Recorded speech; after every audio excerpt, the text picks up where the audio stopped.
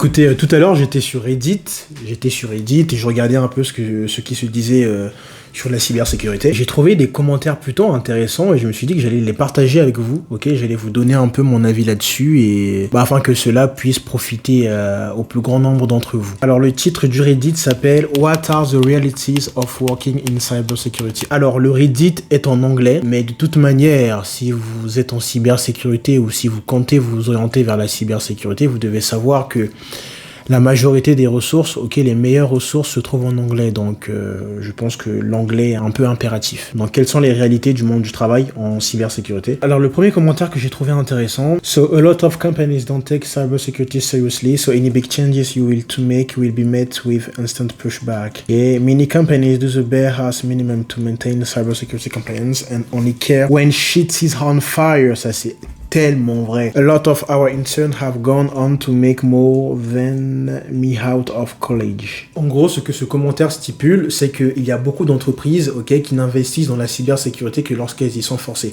Et ça, c'est archi vrai. Et notamment les PME.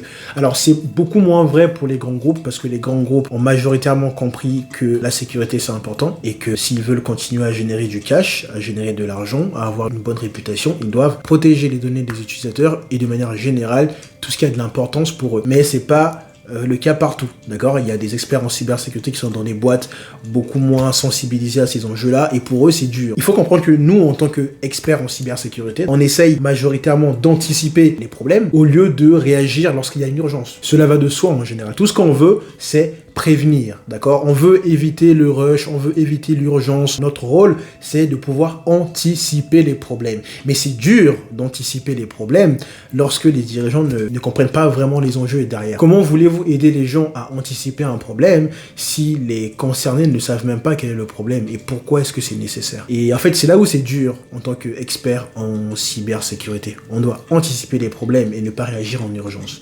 Et ça, malheureusement, tout le monde ne le comprend pas forcément. Mais bon, aujourd'hui, certaines personnes ont compris plus ou moins les enjeux en cybersécurité et ils essaient tant bien que mal de commencer à renforcer un peu la sécurité en essayant d'être couvertes par des assurances, par-ci par-là, des cyber-assurances pour faire bonne figure et pour se débarrasser des tâches cyber. Alors que ce n'est pas forcément la bonne méthode à employer pour moi.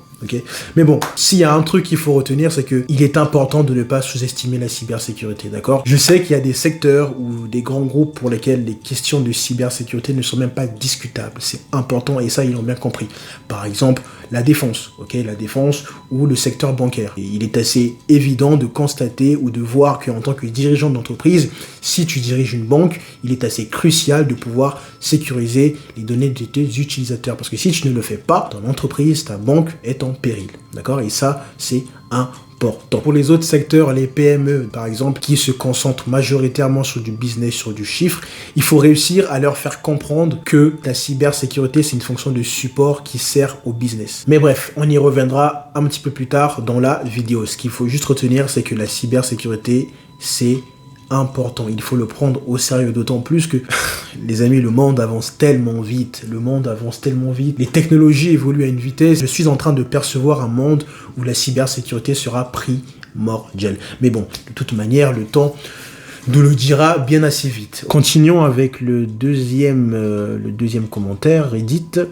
Security is always a joke if you don't have executive buy-in. Never thought I'd see it at the Fed government level though. Totalement vrai. S'il n'y a pas un mec haut placé qui comprend les réels enjeux de la cybersécurité, je peux vous dire que votre travail ne servira strictement à rien, Vous ne serez même pas pris en considération. Un des rôles d'un consultant en cybersécurité ou même d'un expert en cybersécurité tout simplement, c'est d'abord de comprendre son travail, comprendre où est-ce qu'il peut aider, mais ensuite de faire comprendre aux gens qui décident les réels enjeux. Si, en tant qu'expert en cybersécurité, tu arrives à montrer que ton taf est nécessaire et qu'il y a une valeur ajoutée, une réelle plus-value aux dirigeants, je pense qu'ils vont t'écouter. Mais il ne faut pas juste venir et se pointer et dire « Écoutez, ça c'est important, parce que là, il y a une faille XSS, il y a une vulnérabilité, injection SQL, bref. » Les dirigeants n'en ont rien à faire de cela, Les dirigeants, il faut leur parler chiffres. Il faut leur parler argent. Il faut leur parler risque financier, risque réputationnel, risque juridique. Il n'y a que comme ça qu'ils comprennent réellement les choses. Mais encore une fois, ça dépend des secteurs, ok? Il y a des secteurs où les questions de sécurité ne se posent même pas, cela va de soi, il faut le faire. Par exemple, la défense, ou comme j'ai pu le citer récemment, la banque. Passons maintenant au troisième commentaire. It's way less sexy than you see in movies. It's a lot of paperwork and documentation. Preparing for audits, reviewing vendor risk assessment can be pretty boring/monotonous. You will likely be the least liked group in all of IT because of the gatekeeping nature of InfoSec. Première partie de son commentaire est en fait un peu plus vraie parce que comprenez que la cybersécurité, c'est pas juste être là, coder, faire des pentests. Non, il y a une grande part, pour ne pas dire 80%, voire, allez, je suis sympa encore, mais bon, il y a vraiment une grande part de documentation. Du Word, de l'Excel, documenté. On ne fait que ça. C'est un peu ça qui me faisait rêver, pour être honnête. Lorsque j'étais en école et que je découvrais la cryptographie, je m'étais ouvert à un monde qui était magnifique. Et je me disais, mais en fait, c'est trop bien de pouvoir crypter, de pouvoir chiffrer, pardon. C'est important les mots. C'est trop bien de pouvoir chiffrer nos données. Si je le chiffre, mon voisin ne pourra pas le voir. Bref, c'était un monde qui était juste magnifique et je me disais, mais en fait, si je pouvais faire ça, si je pouvais aider les gens à sécuriser leurs données, ce serait trop bien en fait. Mais force est de constater que ça ne fait pas tout. Et il n'y a pas que ça malheureusement dans la cyber. Il y a beaucoup de documentation. Beaucoup. Il faut beaucoup écrire, il faut beaucoup documenter ce qu'on fait. On n'allait pas tout le temps être là à manipuler des VM. C'est du français, la cybersécurité par moment. Et ensuite, la deuxième partie de son commentaire est aussi hyper intéressant parce que il dit qu'en gros, la cybersécurité est souvent perçue, comme un frein par les autres départements. Vous savez, des fois, dans les entreprises, dans les boîtes, il y a une fracture mutuelle entre les équipes de sécurité et d'autres équipes, par exemple le marketing. Parce qu'il y a un problème. Il y a d'un côté, nous, les experts en cybersécurité, qui voulons absolument réduire les risques et anticiper les problèmes. Nous, ce qu'on veut, c'est prévenir, protéger, détecter, et ainsi de suite. Mais le truc, c'est que il y a nous, les experts en sécurité, qui voulons réduire les risques. Et à côté, vous avez le business qui essaye d'avancer et essaye de générer du cash. Et en fait, ces deux parties sont en conflit alors que ça ne devrait pas être le cas. Les équipes sécurité doivent comprendre que ce qui est important pour une entreprise, c'est générer de l'argent. La cyber, c'est un taf de support. On est là en supportant le business. Il faut que le business comprenne aussi que s'ils veulent générer encore plus d'argent, ils ont besoin des gens en cybersécurité. En fait, c'est un travail d'équipe. Mais malheureusement, on a encore du mal un peu à pouvoir concilier les deux aujourd'hui, j'ai l'impression. Après, je sais pas, peut-être que ça dépend des boîtes. Je sais qu'il y a des boîtes qui sont déjà un petit peu plus évoluées et qui comprennent l'importance de ces deux domaines et comprennent l'importance de ne pas générer des frictions entre ces deux pôles. Donc je pense qu'il faut réussir à trouver un équilibre entre la sécurité et la flexibilité. Et pour ça, les experts en cybersécurité doivent proposer des solutions pratiques qui supportera le business, à défaut de juste mettre des interdictions. Un gars qui vient et qui te dit « fais pas ci, fais pas ça, fais pas cela ». Ok, très bien, je ne ferai pas ci, je ne ferai pas cela, mais que proposes-tu en retour? Que me proposes-tu en retour? Et c'est ça notre travail. On doit dire ne fais pas ci, mais par contre, tu dois faire ça. Parce que si tu fais ça, tu pourras éviter ça, ce qui te permettra de générer plus de profit, et ainsi de suite, et ainsi de suite. Par contre, des fois, le business aussi est un peu dans l'abus. Je comprends que le rôle principal d'une entreprise, c'est de générer du profit et d'avancer vite. Mais vous devez également comprendre que, en fait, si vos données ont été usurpées ou si vous avez été hacké, en fait, vous ne générerez pas de profit. Si la réputation de votre entreprise est mise à mal, vous n'allez pas générer du profit. Comprenez que la cybersécurité, ce n'est pas juste faire de la technique, ok ? Et de deux, comprenez que la cybersécurité, c'est un outil de support et qui doit servir au business. Vous n'êtes pas là pour interdire, juste pour interdire. Vous êtes là pour proposer des solutions pratiques qui servent les deux parties. Ok, maintenant le troisième commentaire intéressant. I think focusing your education on programming will give you more options in general.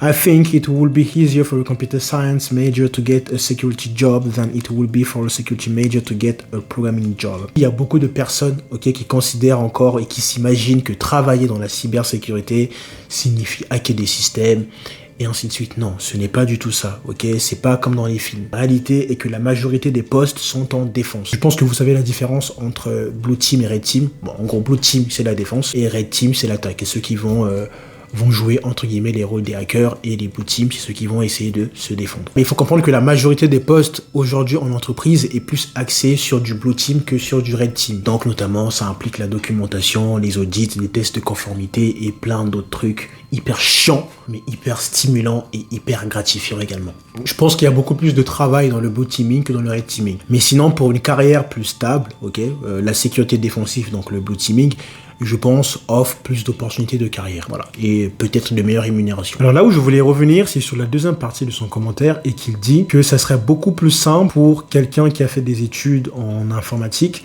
d'entrer dans la cybersécurité que quelqu'un qui a fait un parcours de cybersécurité d'entrer dans un parcours entre guillemets de programmation. C'est assez vrai parce que lorsque tu fais de la programmation, il n'est pas très compliqué de pouvoir apprendre tout ce que tu dois apprendre sur le côté pour pouvoir entrer dans la cybersécurité.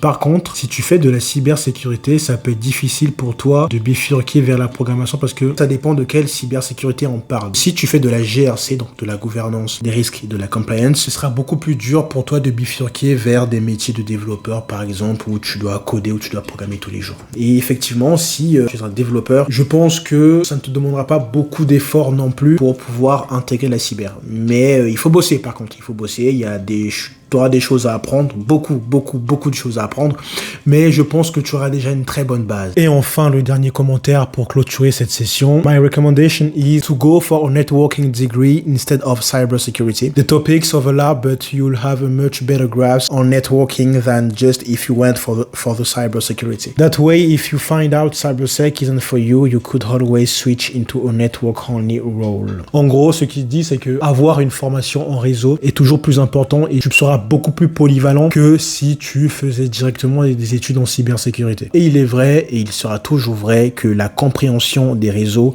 est un atout crucial en cybersécurité. Alors, même si la sécurité des réseaux tend petit à petit à disparaître au profit de la sécurité des applications, je maintiens que le réseau n'est toujours pas à négliger. Donc si tu débutes et que tu ne connais absolument rien à la cybersécurité, un bon choix, c'est de commencer par les réseaux. Apprenez les concepts de base du réseau et ensuite incorporer des petites notions de cybersécurité par-ci par-là. La confidentialité, l'intégrité, la disponibilité, tous ces petits éléments-là un peu qu'on apprend dans la cybersécurité. Mais par contre, si tu es déjà en cybersécurité, tout ce que je te conseillerais, c'est d'apprendre les bases du développement. Mais encore une fois, ça dépend de tout un chacun et de ce que vous voulez faire, d'accord? Si vous préférez faire du français, dans ce cas, orientez-vous vers la GRC et ça va être très bien comme ça. Ne touchez pas à Python, d'accord? Ne codez pas, ne développez pas et ça ira très bien comme ça. Vous allez bien gagner votre vie et puis basta. Donc ne vous inquiétez absolument pas, il y a de tout dans la cybersécurité. Donc voilà les amis, commentaire Reddit plutôt intéressant ma foi. C'était intéressant de pouvoir lire un peu tout ça. Alors après, il faut comprendre que ça c'est le marché américain, d'accord? Je pense que